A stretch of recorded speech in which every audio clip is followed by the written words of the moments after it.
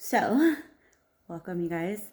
Um, I am starting something new called The Story I Never Wanted. Um, a lot of people don't know me, but those who do probably don't know the whole story. Um, and I feel like it's something that God has been telling me that it's time to let go of.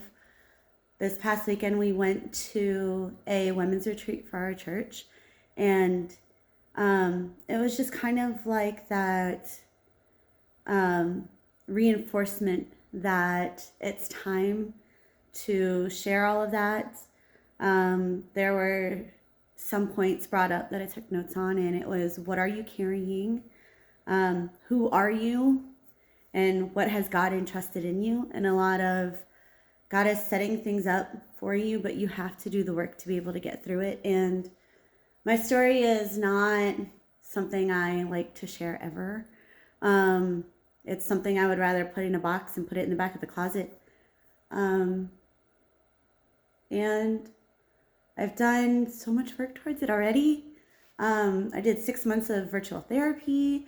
I did Freedom Group for 13 weeks, and still I've never fully shared everything. Um, Sorry, I'm gonna cry during this. I already know I am. It's not easy, but I feel like it's time. And we had some of our fellow women's ministry members who were able to share their story, and it just kind of reminds me that there's people going through crap too, and you're not going to be alone. There's always somebody going through something, and maybe sharing will actually help. So here we go. This isn't going to be all at once, you guys. It's going to be multi-episode. Uh, it's a lot. It's a lot. So where to start? Let's call this one the beginning. I was born in October 1989, and 11 months and a day later, my mom had my little sister. When I was 2, my parents divorced. I don't really remember a time where my mom and dad were ever like together on the same page. Like, as far as I remember, there really was no relationship between my parents, because I was just too young to remember, or I don't know, like, I've never seen them in the same room, never saw them being friends, nothing like that. So having a male figure in my life has just never been there. It's really weird to say. So my mom raised my sister and I as a single mom for a long time. And I don't ever remember when my mom was by herself being like, this is the worst childhood ever. Like, it was always great. We went to daycare. It was so much fun.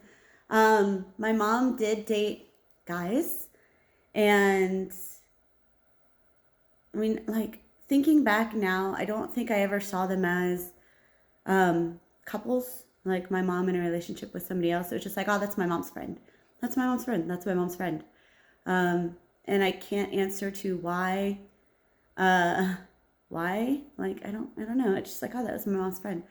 But again, like, it was fun, and multiple weekends a month we spent with our grandparents, and it didn't feel um, like it was a bad thing. Like, I loved spending time with my grandparents. My grandma, my grandpa, on my mom's side, they were not together. If I remember correctly, they divorced when my mom was a teenager. So they each had like their own spouses and their own houses and different towns, and just going to visit them was so much fun. It was so much fun. I grew up in Central Florida. I was born and raised in Central Florida, so we had like a variety of things that we could do. My aunt worked at SeaWorld. We used to get passes to go to SeaWorld. I remember going on a field trip in kindergarten, and my mom got a pass from my aunt to be a chaperone on the field trip. It was fun. It was fun. Like, that's all I remember from my early childhood was fun. I didn't see the struggle. Like, looking back as a mom now, I look back and I'm like, okay, I see the points where, sorry, like, I see the points where My mom may have had to ask for help, or maybe we went to go see with my grandparents because they wanted to give my mom a break, but it never felt like that. It always felt fun and exciting. With my grandma, we would go shopping, or we would drive 3 hours to the beach because they had a condo, and we just had so much fun. And then with my grandpa, he had boats, and we would go on the lake and go tubing, and he would let us drive his boat because it was cool. There was never like a vision to us that there was trouble, or that we were a burden, or that it was too difficult. Like, my mom did such a good job. Such a good job. Um, that's elementary school. We had just a really great time. When I can't remember how old. Um, and my dad moved to New Hampshire. So when my mom and dad divorced, my dad moved to New Hampshire. So he wasn't in the same state as us. But I think for fall breaks, we used to fly to New Hampshire with my mom, and we would spend time with my dad. Like, I think we were only up there for a week or something. And we'd like build the scarecrows, and we would go to York Beach and get taffy, and like, I don't know, I don't know. It was very interesting. Like, I don't remember a lot of seeing my dad except for like fall break. We used to call him on the phone and that kind of thing. And then I remember like my relationship for my dad was very weird. It was weird. When I was in elementary school, he used to call. We lived in an apartment, my sister, my mom, and I. And he would call us on the weekends, I think. And one time it was the phone call. Oh, Dad's calling. It's time to get on the phone. And I think it was my sister. Like, she had her chance to talk on the phone with my dad, and then I was getting the phone, but he had gotten into an argument with my mom on the phone. So I had the phone, and I could hear them arguing. And I remember, like, just, hey, don't argue. Like, it's fine. And then he goes, when you're a kid and all the naughty words, he's like, shut up, Morgan. And it's like, okay, like, that was it. I think that's when I kind of lost the trust. And my relationship with my dad became very awkward and a little strained. Maybe it's because I was the older of the two kids. Like, I don't know. I can't remember how old I was when that happened. And then another thing that happened was one of our trips to New Hampshire to visit my dad. I found out I had an older sister that I never knew anything about. I think I was 7 or 8, and it's exciting. Oh, I have this family member I didn't know about. I have a sister. She's 15 years older than us, and never was she ever brought up. So, like, finding out you have another sibling is, like, really strange. So my older sister is on my dad's side. And my mom was my dad's third wife. And from my dad and my mom, it's me and my younger sister, who's 11 months younger than me. Talk about crazy. But, like, I don't know, like being in elementary school was fun. I did gymnastics. My sister did taekwondo. I got jealous that she was moving through belt levels faster than I was moving up ranks in gymnastics. So I quit gymnastics and did taekwondo instead. And we went on taekwondo camping trips, and like, it was just so much fun. Like, I never sensed the whole I'm missing a male role model because my teachers, because my taekwondo coaches, because I don't know. I didn't ever realize something was out of the ordinary. I just know that my relationship with my dad was weird and cool. And it's not normal. And then sometime, trying to remember how old I was. Sometime when we were in elementary school, by the way, I grew up in the 90s. So we had like the dial-up AOL and all the weird stuff. So sometime my dad had gotten us I don't even know what it is now, some kind of internet chat box thing so we could talk to him online. I don't even know what it was. If anybody remembers, I don't know. And we used it to communicate with him every now and then, like to send a message. And my mom was using it too. I don't know why. I don't remember ever seeing her use it, um, except for a couple times. And she met somebody, not her usual friends. Um, and that's kind of where things start getting really crazy. Also, I know I talk about church a lot and I'll bring it up a bunch. We never really grew up in church. It was something that was talked about, but it was something we never really did. I think my mom only brought us to church maybe three times. Maybe three times. I the biggest time I went to church was I was part of somebody's wedding, and that was in an actual church, and like I can count on less than one hand how many times I've gone to church. So that's gonna come up later too. But yes, so my mom met a guy online who lived in Massachusetts, and I remember one time we went up to visit my dad during fall break, and we stayed with my dad. He lived in a duplex with his, like, I think one half was my dad and the other half was my uncle. I don't know. And while we were visiting my dad, my mom went to go meet this guy. Yeah, super weird. And I think a few months later, this guy moved to Florida to be with my mom. And they wound up getting married sometime around New Year. I don't know. Everything's fuzzy. I don't remember. There's a lot of things I don't remember, and it kind of bugs me too. Yeah, so I was kind of really excited because it was like, oh man, like I have this really weird relationship with my dad. I'll actually have a male role model. Like, I was excited. I was like, cool, bonus dad, this is awesome. And he seemed really, really cool and really fun and open, and we talked. We talked. It was like, hey, you don't have to call me dad if you don't want to. I'm really excited. We're gonna live together. I want to marry your mom. Like, smooth talker for sure. I remember that. But like, we used to go on family walks, and it seemed like when you think of a normal American family, it was like, man, we might actually have one of those, and just as a kid in elementary school, you're really impressionable.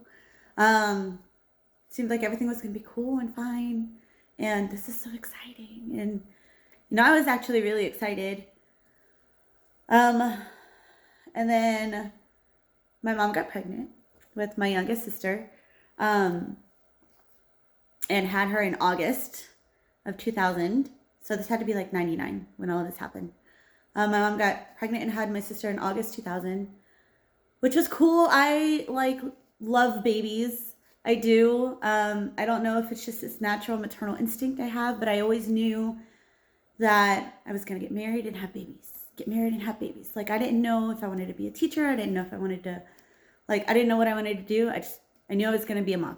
I was going to get married and have babies. And I was so excited when she was born. And I can't remember when it started, but my mom and stepdad would get into arguments, and they kind of hid it in their room to kind of not show us in person. And it's like normal. Like, people get into arguments. It's okay. Nothing crazy happened. We didn't think twice of anything. And one night we woke up. I think we had just gone to sleep, and my mom started crying. And my stepdad had actually knocked out my mom's front tooth. I don't know what happened. Like, we were getting ready for bed, and I don't know. You just hear crying and arguing, and that was scary. And I think that was the start of everything. I can't remember every incident that happened. I did a really good job of blocking a lot of things out. But I think, I did 6 months of therapy last year. Um, and in September, I did 13 weeks of Freedom Group. And I knew that opening up in these situations and like not trying to hide things in a box anymore, I knew that memories would come up, and I'm thankful that it hasn't been a flood of everything at one time, because it would be too much. But you look back and you're like, holy crap. There was a time when we were living in the apartment, and my mom and stepdad had gotten into a fight, and he like pushed her down on the kitchen floor and ripped the corded phone off the wall, and he went to throw it at her, but I was in the kitchen too.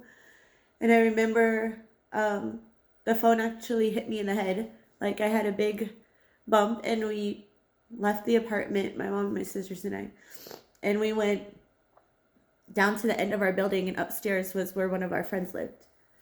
And I remember like having an ice pack, and my head was hurting, and there was a big bump, and my stepdad got arrested there. I don't know. I don't remember a lot of like incidents that happened in the apartment or in general. Like, I forgot a lot of them. But my stepdad was an alcoholic. And I don't ever think my mom was. Like, I try to remember times where was my mom drinking too much or anything like that, and I don't remember a lot of those. But whenever they were together, if he was drinking, more than likely she was drinking too. When my stepdad was arrested, my mom was actually really happy and back to her old self. Like, my mom was such a party person, and she was fun and full of life. If you get her near two of her friends, my sister and I were talking about this the other day, she was like the life of the party. I remember one time we went on vacation to Sarasota, and these stories are probably gonna be way off timeline because my perception of time has just really been messed up. But we went down to the condominium with my mom, my sister, and I, and one of her friends, and we just had like the best time ever. We used to go during spring break. We went during summer break if it was available. It was just like the best time ever. And she was back to that fun, spirited self when my stepdad was arrested. He did in total get arrested 7 times for domestic violence. And he was actually ordered to not stay in the apartment with us by a judge. He actually stayed at a hotel down the street. And for some reason, my mom couldn't say no to that. So we actually were staying in the hotel with them, even though the judge ordered us to not, or ordered him to not be around us for a certain period of time. And I feel like a lot of times I look back and like I get mad at my mom because I'm like, why? Like, you're such a good person. You are so much fun. Like, why did you need somebody? Why couldn't you just walk away? Why couldn't you just not be around him? Like, why? And I think that's what I struggle with a lot too. But that's the beginning. It's hard. It's deep. And I know that like this is not going to be easy to go through all these stories. But I feel like there's such a calling on me from God that tells me that this is what I have to do. It really was enforced this past weekend. When you feel something like pulling in your chest and your throat that you have to say something, then you probably should listen. So that's why I started this. It's not going to be easy. It's not going to be fun. But in Joshua 1:9, there's literally a verse that says, I command you to be strong and courageous. Like, we're not given an option. There's no more packing this into a box and sticking it in the back of the closet because it's not going anywhere. It's just going to sit there and haunt you. And like, I can't do that anymore. I can't do that anymore. So we're going to pick this up again later. Hopefully this helps somebody who has either gone through this or is hiding their skeletons and don't want to release them. It's not easy. I definitely don't ever want this to be shared. because I don't want the victimization or the poor me or I'm so sad. Like, you should feel bad for me because I'm so blessed. I have an amazing life now. I have an amazing husband and kids and community, and I have a fabulous church, and like, it is so good. So we'll pick this up on episode 2. Thanks for tuning in. Sorry for the tears. And I'll be back again later with more information, more story, more of the story I never wanted. Thanks, guys.